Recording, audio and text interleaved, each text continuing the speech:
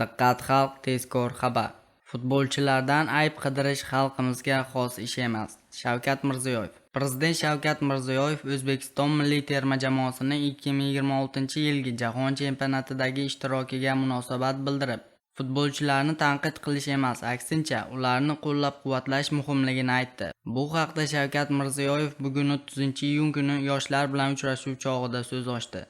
Milliy jamoamizning AQSh va Meksika maydonlaridagi o'yinlarini butun xalqimiz bir tan u bir jon bo'lib, katta his-hayajon bilan kuzatib bordik. Futbolchilarimiz FIFA reytingida 5-o'rinda turgan Portugaliya, 13-o'rinda Kolumbiya hamda ko'plab futbolchilari Yevropaning yetakchi klublarida to'p suradigan Kongo terma jamoalari bilan o'tkazilgan o'yinlar orqali o'ziga tajriba orttirdi.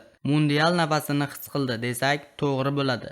Abbos Fayzullayev va Eldor Shomurodov Jahon chempionatidagi ilk gollarimizni kiritib, xalqimizga xursandchilik bag'ishladi, deydi Shavkat Mirziyoyev.